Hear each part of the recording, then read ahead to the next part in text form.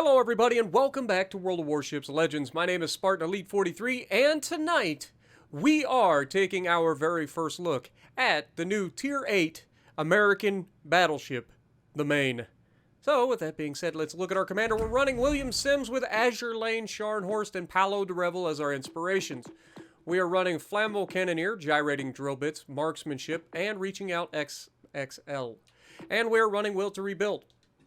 We are fully upgraded with a AA Guns Mod 2, Steering Gears Mod 2, Concealment System Mod, and we are running Artillery Plotting Room. For loadout, we have the spotter plane, obviously. We're running the Alpha Test flag, and we have made a permanent shadow camo for this thing. Stats, 80,200 hit points with a 37% torque reduction. We have main battery guns. We have 2 double turrets, 2 triple turrets, all 406mm Mark 7 guns, which are the Iowa and the Montana guns, if you didn't know. Firing range 19.8 kilometers with a 28.4 second reload time, 32.7 second 180-degree turn time. Firing HE, they have a maximum damage of 5,700 with a 36% chance to set fires. Firing AP, they have a maximum shell damage of 14,410. For secondaries, you get the 127mm Mark 41. You get 20 of those, reaching out to 5 kilometers, doing 1,800 damage per second with a 9% chance to set fires, and you get a 4-second reload for those. For AA, it's maxed out. 20mm Oerlikon Mark 4s, you get 72 damage per second, reaching out to 2.4 kilometers. For the 20mm Oerlikon Mark 20s, you get 122 damage per second, reaching out to 2.4 kilometers. For the 40mm Bofors, you get 318 damage per second, reaching out to 4.2 kilometers. And for the 127mm Mark 41s, you get 157 damage per second, and they reach out to 6.2 kilometers. Maneuverability maximum speed, 28.8 knots, with a turning circle of 950 meters and a rudder shift of 18.9. Concealment. Detectability by sea is 13.8. Detectability by air is 11.6. Guaranteed detectability is 2 kilometers and a detectability while firing in smoke of 15.5. For armor, it's nothing too crazy. It's kind of Montana armor, so it's got a good belt. But if you go broadside in this thing, you're going to get punished, and you also have to be careful of the bow side plating. Because it's only 32 millimeters, if you over-angle and people know to punch it, especially a Yami, Yamis can punch straight through it to begin with, but I'm saying, like, when you're angling your belt, you got to be cognizant of that front plating, as we found out yesterday in our first game in the stream. So keep that in mind. Other than that, it's got really good armor all the way around, and it's got a citadel that's pretty much submerged, as we'd expect. It's right at the waterline according to the stain on the ship, so you know, it's basically a submerged citadel, but don't count on it. If you go broadside, you're going to get blapped, okay? Overview. Long reach, above average main battery range. Hit them before they can hit you. Guns aplenty, a high number of main guns. Allow for a lot of damage from a single salvo. And tough, above average base HP rating. Maine was to be the 3rd Montana-class battleship. She was to be named in honor of the 23rd state and was assigned to the New York Navy Yard. Maine would have been the 3rd ship to bear that name had she been commissioned. She was designed in 1940. Let's take a look at her. Now, unfortunately, we can't really go around the backside like we normally do, but we'll take this. How about that? It's a pretty good-looking ship. I mean, it's an American battleship. It looks the part. It does what you need it to do, and it's very consistent. So, yeah, with that, let's get to the gameplay. Alrighty, so we're going to be on Greece, and we are in Maine. Now, we've had quite a bit of games in this by now. We've got a good bit of testing in the 3.5-hour stream that we played, as well as, you know, after the stream, I played some games in all of the Tier 8 ships. And, yeah, the Maine is one of those where initially I wasn't a big fan, but the more I've used it, the more familiar it feels, and I've come into pretty much exactly where you would expect it to be. It's one of my favorites of the new ships. If I had to say which ones are my favorite of the new Tier 8 battleships, I'd say Maine, Republique, and, what is that? Frederick de Grossa, so FDG.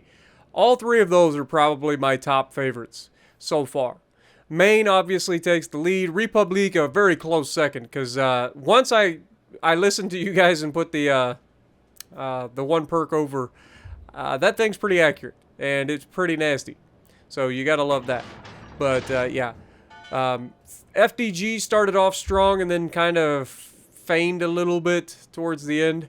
But I've got great games in all of the battleships today to show you guys for your Meet the videos. So we're going to be banging these out one after another. Meet does all the rest of the week. So hopefully you guys are ready. We got a Republique, speaking of, broadside on. And unlike a lot of the Republiques, or the other French battleships I should say, you can't be sailing broadside in a Republique, guys. You're going to get punished. It does have a raised citadel, and it does get punished. Unlike a lot of the French battleships, they get away with it. But it definitely feels more like you're shooting at a Jean Bart's broadside. Jean Bart, if you guys aren't familiar, Jean Bart actually has a pretty nasty citadel compared to the Richelieu. Richelieu does not have, seemingly does not have a citadel. I swear, you shoot at a Richelieu, that thing just takes it. Whereas the Jean Bart, if you catch a Jean Bart broadside, you can easily depth strike them. And Republique, I haven't depth struck a Republique yet, but we've definitely punished them on multiple occasions. And we're going to get to do so again in this one, I think. But we get a shot at the Frederick de Grosse out here. Not a very good hit here initially, but we're going to push in. We're going to try to help our destroyer keep A here, and then we're going to wrap around behind these guys, and we're going to have the flank. And again, this is textbook American battleships. This is where they thrive. If you are struggling with these ships, then you're not getting these crossfires. You have to get crossfires. It's what they live and die off of, man. If you're not getting crossfires in American battleships, what are you doing? Like, you've got to reevaluate the way you're playing, because that's what these ships are best at. So we got a Sovietsky Soyuz out here. We're going to go ahead and take a shot at him. Now, Sovietsky Soyuz and the Izumo are probably the two weakest of the two, or of all of the Tier 8 battleships so far, with I would say Sovietsky Soyuz being the bottom tier. I had high hopes for it coming in, and maybe that's part of what is, you know, making me dislike it as much, because I actually was looking forward to it. I was like, I'm looking forward to the ship, and yeah, it's just not as good as I was expecting. Those limited damage cons with all of the HE spam out there, guys, it's terrible. Let's just be honest. Having limited damage cons with all of the damage spamming out there with the HE and the torpedoes, like, that, I don't know why anybody put themselves through it, to be honest. And the guns, I mean, they seem to be a little bit weird. Like, at least Vladdy guns, when you get within 12 kilometers, Vladdy guns will at least hit the target. Well, with the Sovietsky Soyuz, I've been struggling, like, even up close to just even hit the target. And it's really frustrating. And I run a dispersion build on my Russian battleships. You guys know this. But we got another shot here. We're looking for a superstructure. That looks pretty solid. And we get a decent little hit there. We ended up hitting a little too far forward. Didn't quite get the superstructure hit. We hit more into the guns.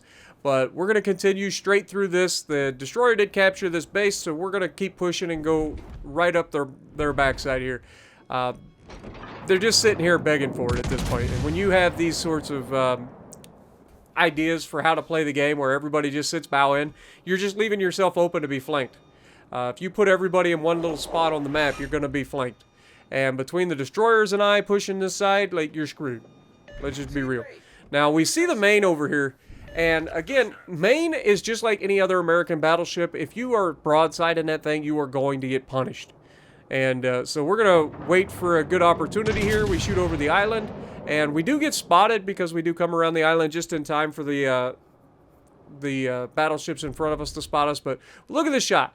Right over the top of the island. Blow! 23,000 damage done. That wasn't even a citadel. That was just 23,000 damage to the broadside of that Maine. And I don't know if he thought it was a fluke or if he just didn't realize where the shot come from, but he's still broadside to me because he's staying bow into the battleship in front of him. And we're going to see if we can't take the rest of his hit points. So we get another shot inbound on the broadside of his ship. And this one is looking pretty juicy as well. And it, in fact, is juicy. We get a citadel that time. Didn't hit as many shells, but we did get a citadel that time, leaving him on very low health. Our battleship, unfortunately, does go down over there, which is unfortunate. But we're going to push up. We're going to keep trying to get a shot into the Maine.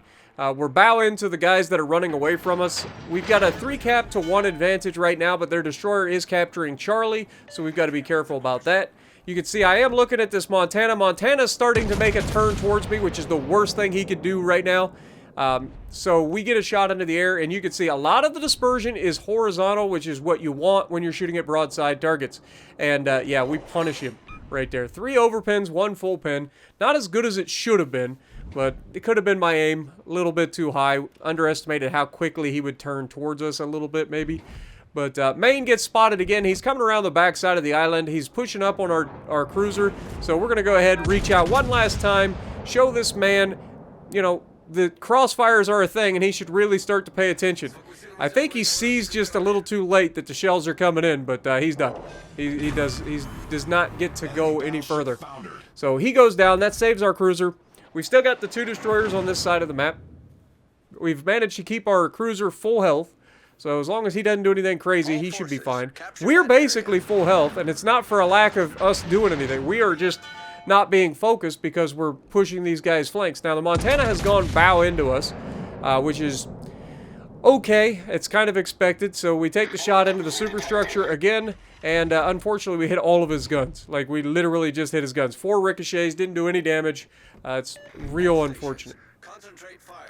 Now, Wichita's here. Z-46 is starting to push up. Now, Z-46 is the new German Tier 8 destroyer. So we're going to reach out, see if we can't touch him. We know he's a big threat. Also, I don't know if you noticed, we actually have a Yugamo on our team right there.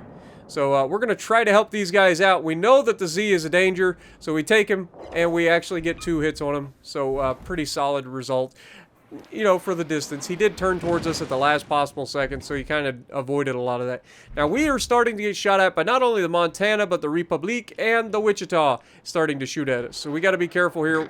Republic is broadside on and begging for it, but the destroyer does get spotted, and I'm thinking, okay, am I going to need to shoot the guy? I don't know, but let's go ahead and take the shot just in case. And he does smoke up and disappear, so we want to make sure that we get rid of this guy. And fortunately, the Kagero managed to take him down with the torpedoes. Now, I need help. The Montana being bow into us is a problem because I can't do anything really to him other than shoot a superstructure. And if you'll notice, the Republic and the Wichita are both pushing away from me. Which is going to mean that eventually I'm going to be in a situation where I can't bow tank everybody, okay? When they stay close, I can pretty much angle against everybody and have no trouble. Now, we ripple fire this shot against the Republic here, hoping to get a good shot against them. And those look pretty solid, and you're going to see a pretty solid hit here. Beautiful shot. Multiple penetrations. 5 full pins on that man. That's the other thing I wanted to say. The back of the Republic seems to be a really big weak spot. Like, if you get a shot at the back of those things, I've citadeled several of them while they go away from me. So keep that in mind. If you're in a Republic, guard your booty. If you're in anything else, shoot the booty of a Republic. I promise, it's pretty nasty. But we're under duress now because we've lost our cruiser. We've gotten to a point where the Wichita is starting to shoot us, which is not a good thing. Because at any sort of range, hitting a Wichita can be an absolute pain in the neck. But we need to try to get rid of him if we can, because he's the radar cruiser. The rest of these guys aren't really that big of a threat. There is a destroyer out there fighting our destroyer, but I'm hoping that our guy can win that fight. And he does, in fact, win that fight. We take another shot at the Wichita with the rear guns over the island. The Montana has backed off, which is actually preferable. As long as we don't have to fight him, like, heads up, while we're fighting the other guys, we're good. This allows us to fight, you know, 1 at a time, or in this case, 2 at a time. But we're going to try to keep focusing that Wichita if we can. Now, both of our destroyers end up going behind the island here. They are going into the cap, which is a good thing. It gives us an extra points bonus, which we're going to need in this match. But Wichita has started to come back towards us. We're going to go ahead and try to shoot. Well, I say we're going to go ahead and try to shoot that, but he disappears. Yugamo goes right behind the island just in time to keep me from being able to shoot that guy, which is unfortunate. And, of course, then you have Montana's plane spotting me. So we're getting shot by the Republic and the Wichita, and there's not a whole lot I can do about it. We're just trying to make sure that we're not getting smacked here. That's the main thing. We know we can't give a broadside to a Montana, especially at these ranges. That'll be death. We know that we can't really give a broadside to the Republic, so we got to be careful there too. So you can see I'm trying to play it as smoothly as I can and not get myself completely obliterated. Now, Wichita comes around the corner. We're expecting it. We go ahead and take that full broadside. Montana has decided at this moment he needs to push and cause me issues, which is definitely not preferable. We get a terrible salvo against the Wichita. Montana has now pushed out into me. He's basically broadside at this point. So I'm going to sell out here. I know that I have to angle against the Republic as well. I don't want to sit here broadside to the Republic while I try to shoot the Montana. So we see the torpedoes coming in. We know they're probably going to find their mark. So we're going to shoot up into the superstructure here, see if we can't smash him. We do smash him, get 7 full penetration into that superstructure. And between the flood and me shooting him, he's done. But we do end up losing our Yugamo, which is really, really not preferable. We still have 2 destroyers left. One is in the B cap, one is right next to me at D. The one next to me at D is a Kagero, I believe. And I need this man, believe it or not. We still have 37,000 hit points. We don't have any heals left. We don't have any... Our damage con is on cooldown for the next minute and a half. I had to run into the island to get my guns to bear to make sure we smash that Montana to try to get rid of him.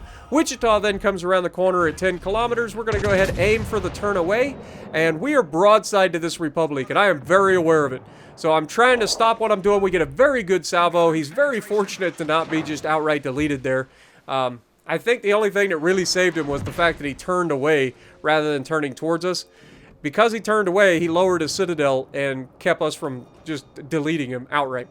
But Wichita is still there. We're still trying to take him down. We're hoping that he doesn't get a fire. We get fortunate he doesn't set a fire there. We're again targeting for the turn out, expecting him to turn away from us. And he does, but we didn't quite lead him enough. I don't know if he's running propulsion mod on his Wichita or what, but we did not lead him enough. We ended up missing too far to the back of the ship. He gets a fire on us. Republic is starting to come towards us. They've knocked out one of my turrets. This game is coming down to the wire. We're winning on points, so that's the good news. And we're trying to keep this Wichita from killing our destroyers. So that's why I keep targeting him. And you can see I'm starting to say, hey, Kagero, I need your support, my dude. I need will to rebuild, man. If ever there's a time, I need it now. So I'm hoping that I can disappear here and get behind this island, maybe stay alive. That's why I go ahead and damage con here. I'm expecting to disappear at any time. We do manage to disappear, but then the freaking Wichita makes one more move here. We're going to go ahead and take that shot because I think that I'm going to end up killing him. We don't. We leave. He leaves us just enough to get away, but the Republic is his buddy, and he's going to take and finish me off. And our destroyer went ahead and ran away, even though I did request him to, stay close and try to help me out. But is what it is. You can't win them all in terms of getting your teammates to actually do things that would be helpful for you. But the main thing here is that the destroyers don't get themselves killed because we have a points lead. And that's what I jump into the chat to say here. I say, guys, we have a points lead. Don't do anything crazy. Just survive and we win. And with their division split up the way it is, the Republic is in a very real position that he could potentially kill our Kagero, and their Wichita is in a position that he could potentially counter the other destroyer. So I'm really hopeful that these guys don't throw this match right now. Now, Kagero dumps a widespread from both racks. He turns away. And again, these guys don't have to do anything. They win the match. It's over. As long as they don't get themselves killed, we win. And he does manage to get one torpedo, it looks like, on the Republic here. And there it is.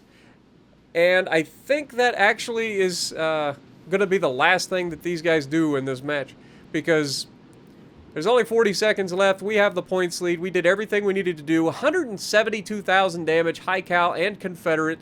Not fortunate enough to live this match, but we did everything we needed to do to win. And Destroyer's tempting fate here. Again, I don't recommend doing that. Like, yeah, you're going behind the island. You can fire your guns and probably get away with it. And he's going to fire his guns again here, which is a much better shot because you're not going to get spotted at all. And he lobs the island, and he gets the fire on the guy, which is hilarious. So, between the two of these guys, they managed to survive and win us the match based on points. So, again, it's not always about doing the damage, guys, or it's not always about winning harder. Sometimes you just got to survive. And if that was his plan, to survive, even though it means that I die, in the grand scheme of things, it didn't matter. We won on points. So, we get second on the team. The Sumner, who survived, got 3,100 base. Well done to him. Kagero, you can see, got third on the team. So, between the three of us, we carried this team hard. And if you like what I'm doing, punch the like button, leave a comment below, subscribe to the channel if you haven't already, and as always, I will see you in the next video.